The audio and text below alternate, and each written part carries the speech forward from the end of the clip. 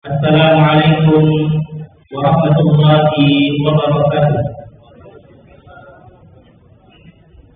Alhamdulillahirabbil alamin.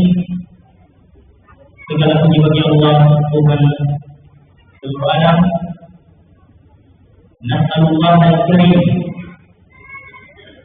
Kita memohon memuji kepada Allah Subhanahu wa taala yang Maha Mulia, yang Maha Karim. Rabbul Arsyil Azim, Rabbnya Allah yang Maha Agung. Aina tawallana di dunia wal akhirah. Semoga Allah menjaga kita di dunia dan di akhirat. Wa ayyan ja'alana mubarakatan aina ma kunta, dan menjadikan kita semuanya berkah dimanapun kita berada. Wa ayyan ja'alana mimman idza u'tiya syakara, dan menjadikan kita apabila diberi nikmat maka kita bersyukur kepada Allah Subhanahu wa taala. Wa idza tu'tiya sabara, dan apabila kita diuji maka kita bersabar kepada Allah Subhanahu wa taala. Wa idza asnaba istaghfara, dan apabila kita berdosa maka kita senantiasa beristighfar kepada Allah Subhanahu wa taala. Fa inna haula'i salatu wa ta'ala, karena ketiga perkara ini merupakan tanda kebahagiaan seseorang. Tanda kebahagiaan seseorang. Apabila kita diberi, maka kita bersyukur. Apabila kita diuji, maka kita bersabar. Apabila kita berdosa, maka kita senantiasa beristighfar kepada Allah Subhanahu wa taala. Kemudian salam lalu kita curahkan terus kepada baginda kita Rasulullah Muhammad sallallahu alaihi wasallam, Nabi yang telah menunjukkan kepada kita jalan untuk menuju surganya, surga Allah Subhanahu wa taala. Nabi yang telah melarang kita dari perkara-perkara yang bisa menjerumuskan kita ke neraka Allah Subhanahu wa taala. Masyarakat muslimin tidak jemaah yang dirahmati dan dimuliakan oleh Allah Subhanahu wa taala. Hidup kita di dunia ini setiap hari, setiap jam, setiap menit berkeliling dengan ribuan, jutaan, miliaran Allah Subhanahu wa taala. Dan kewajiban kita sebagai seorang muslim untuk mensyukuri nikmat Allah Subhanahu wa taala. Kalau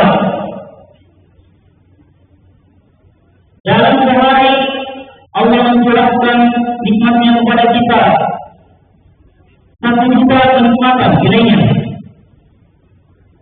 maka syukur kita, ibadah kita, puasa kita, salat kita harusnya nilainya 1 juta juga. Itu bagaimana lipat. Kalau Allah memberikan kepada kita 1 miliar kenikmatan, maka syukur kita harusnya nilainya juga 1 miliar. Itu bersama. Kalau Allah memberikan 500 triliun kenikmatan dalam sehari, maka syukur kita harusnya 500 triliun juga. Itu berbeda. Tapi bagaimana kalau Allah memberikan kepada kita kenikmatan yang besar juga? Bagaimana Allah Subhanahu wa taala berfirman, "Wa 'indahu ni'matullahi la tuhsuha." Apabila hamba ingin menghitung nikmat yang Allah karuniakan kepada kita, daya, kita tidak akan mampu menghitungnya. Itu artinya kita tidak mungkin bisa membalas nikmat yang Allah berikan kepada kita sehari saja. Walaupun setelah kita tidur, kemudian kita melakukan ibadah kepada Allah Subhanahu wa Ta'ala, melakukan rukuk, sujud, sampai tidur kembali, maka itu tidak akan mampu membalas kenikmatan yang Allah berikan kepada kita. Maka Rasulullah Sallallahu Alaihi Wasallam bersabda, "La yadkhulu ahadukum al-jannah bi'amalihi." Tak seorang pun di antara kalian masuk surga dengan amalannya. Para sahabat menyimpang, "Wala anta ya Rasulullah?" Apakah dengan engkau juga ya Rasulullah? Na'am, wala ana. Rasulullah mengatakan, iya, saya pun juga begitu. Kecuali anugerah yang Allah berikan kepada kita, kepada siapa yang Allah kehendaki dan kepada siapa yang Allah ridhai. Jadi kita masuk ke dalam surga itu adalah rahmat dan karunia dari Allah Subhanahu wa Ta'ala. Adapun amalan-amalan, ketaatan yang kita lakukan di bumi ini menentukan derajat kita di surga kelak. Dan kalau Allah menganugerahkan kepada kita surganya, maka semakin tinggi derajat seseorang di surga, maka akan semakin bagus. Semakin banyak puasa yang kita lakukan. Bersama Ramadan jelas 30 hari sebulan. Ditambah dengan puasa-puasa sunnah Senin Kamis, kita akan menambah derajat kita di surga kelak. Salat, puasa 5 waktu, sama kita semuanya. Dan semoga kita ikhlas kepada Allah Subhanahu wa Ta'ala untuk melaksanakan salat-salat. Yang membedakan adalah salat sunat kita. Siapa yang paling banyak salat sunatnya, maka Allah mengangkat derajatnya. Begitu pula sedekah dan ibadah-ibadah yang lainnya. Semakin banyak, maka akan menentukan derajat kita di surga Allah. Masyarakat muslimin tidak mengetahui yang dirahmati dan dimuliakan oleh Allah Subhanahu wa Ta'ala. Namun semua ibadah yang kita lakukan itu Allah tidak butuhkan. Allah tidak butuh sholat kita. Allah tidak butuh puasa kita. Justru kita yang membutuhkan ibadah yang kita lakukan selama kita hidup di dunia ini. Dalam sebuah hadis qudsi di dalam kitab Arba'in An-Nawawi, hadis berdasarkan bahwasanya Rasulullah Sallallahu Alaihi Wasallam meriwayatkan kepada Allah Subhanahu wa Ta'ala, "Ya ibadi, law anna awwalakum wa akhirakum wa insakum wa jinnakum kanu ala atqa qalbi rajulin wahidin minkum ma zada dhalika fi mulki syai'an." Kata Allah, andai kata seluruh umat manusia dari awal penciptaan sampai akhir penciptaan ditambah lagi dengan bentengin dari awal penciptaan sampai akhir penciptaan, mereka semuanya berada pada level ketakwaan orang yang paling bertakwa di permukaan bumi ini. Siapa yang paling bertakwa di permukaan bumi ini? Ya tentunya kita sepakat bahwasanya yang paling bertakwa adalah Rasulullah Muhammad Sallallahu Alaihi Wasallam.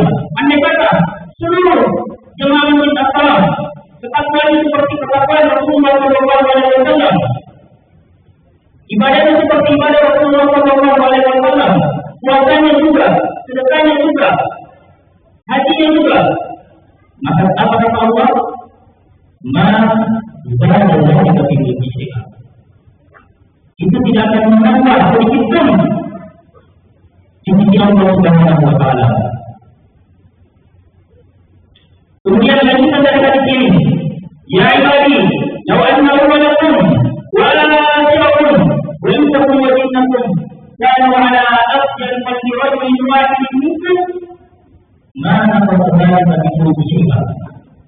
Kata Allah, wahai hambaku, andai kata seluruh umat manusia dari awal penciptaan sampai akhir penciptaan, kita berada dalam bangsa jin, dari awal penciptaan sampai akhir penciptaan, mereka berada pada level kejahatan, orang yang paling jahat di permukaan bumi ini. Nah, kalau saya tanya, kira-kira siapa yang paling jahat di permukaan bumi ini? Ada yang bisa jawab? Ya, katakanlah Firaun yang dibandingkan perkataannya di dalam Quran Anbiya. Tatkala Firaun mengumpulkan kaumnya dan Firaun menyatakan bahwasanya faqala ana rabbukumul a'la. Firaun mengatakan, aku adalah Tuhan yang paling tinggi, yang paling agung. Andai kata semuanya manusia di permukaan bumi ini mengatakan dirinya sebagai Tuhan, tidak ada yang berbeda kepada Allah Subhanahu wa Ta'ala. Mereka melaksanakan kemaksiatan seenaknya, tidak ada melaksanakan puasa, sholat. Maka kata Allah, mana pasal dalam mulki syaitan, itu tidak akan mengurangi sedikit pun apa yang ada dalam kerajaan. Lanjutkan dari ayat ini, ya ibadi, jawabannya walaupun wa asrakum wa intakum majinnakum wa amrukin wa'idin wa'idin fata'aluni fa'akwaitukul aisya'in man'alaka mana pasal dari ma'indi illa rumah yang usul misyatu idha udah silam kasih. Kata Allah, wahai hambaku, andai kata seluruh umat manusia dari awal penciptaan sampai akhir penciptaan, ditambah lagi dengan bangsa jin dari awal penciptaan sampai akhir penciptaan, semuanya berada pada sebuah lembah, kemudian meminta kepada Allah Subhanahu wa Ta'ala apa saja dia minta. Ingin menjadi presiden, dikabulkan. Ingin menjadi dokter, dikabulkan. Ingin menjadi developer, dikabulkan. Ingin menjadi arsitektur, Allah kabulkan. Ingin menjadi guru dosen, Allah kabulkan semuanya. Apa kata Allah? Mana pada zalika min ma'indi illa kama yanqusul misyatu idza ulqila al-bahr. Itu tidak akan mengurangi sedikit pun di kerjaannya kecuali seperti berkurangnya air laut tatkala jarum dicelupkan kemudian diangkat. Itulah hikmat yang Allah berikan di permukaan bumi. Laut, sebagaimana yang kita tahu, maka itulah karunia nikmat yang Allah simpankan bagi orang-orang yang bertakwa, bagi orang-orang yang akan masuk di surga juga.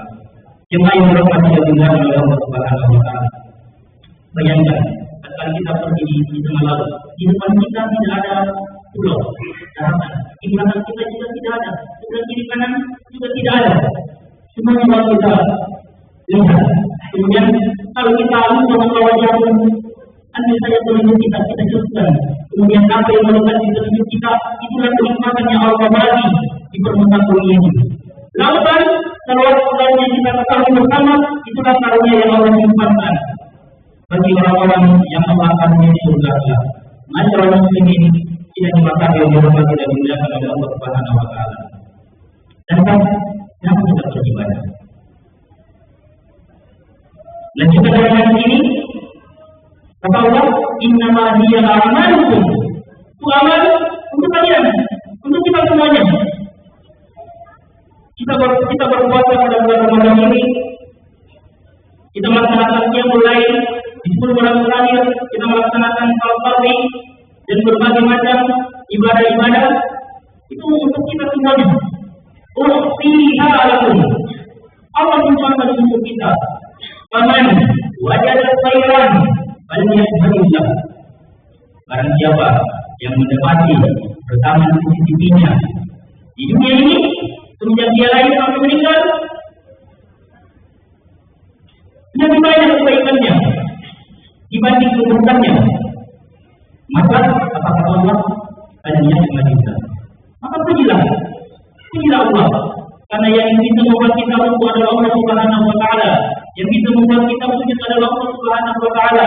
Yang bisa membuat kita berpuasa, yang bisa membuat kita melaksanakan salat hari ini juga dengan kita salam itu adalah kehendak Allah Subhanahu wa taala. Maka pujilah Allah. Faman wajada ghayra dzalika fala yalumanna illa nafsahu. Namun barang siapa yang mendapati catatan kehidupannya lebih banyak keburukannya dibanding kebaikannya, maka kata Allah, jangan berbicara orang lain, jangan bicara pemimpin, jangan bicara organisasi, jangan bicara kelompok, jangan bicara kecuali janganlah diri kita sendiri. Kenapa? Karena Allah telah memberikan kepada kita berbagai macam fasilitas untuk mengabdi kepada Allah Subhanahu wa taala. Karena kita tidak mau mengabdi kepada Allah Subhanahu wa taala, tidak mau melaksanakan salat, tidak melaksanakan puasa, maka jangan salahkan kecuali salahkan diri kita sendiri. Masalah muslimin tidak dimataui yang dirahmati dan dimuliakan oleh Allah Subhanahu wa taala.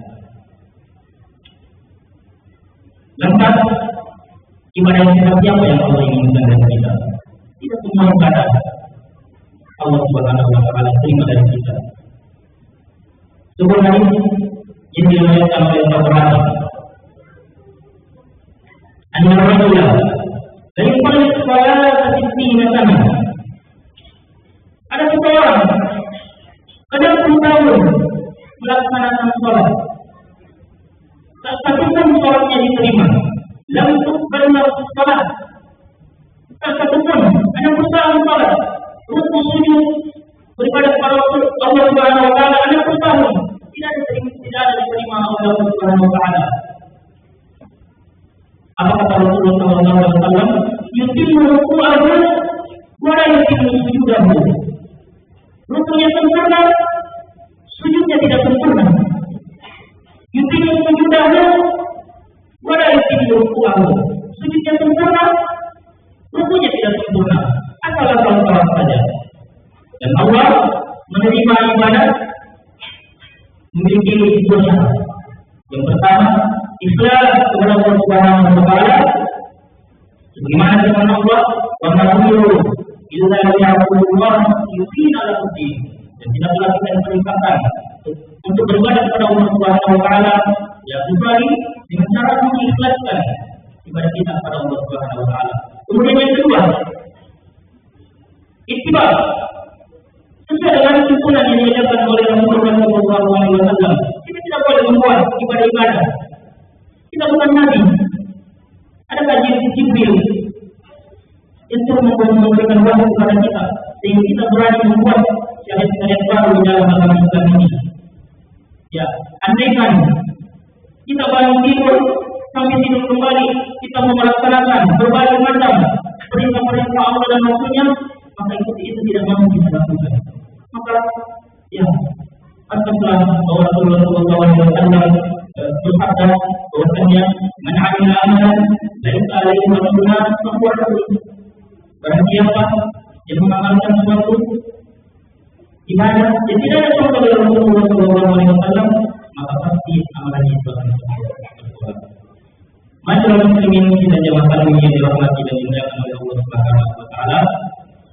Demikianlah cara tarawih kami pada malam hari ini. Sebenarnya bukan kami yang bertugas untuk menyampaikan ceramah tarawih pada malam hari ini.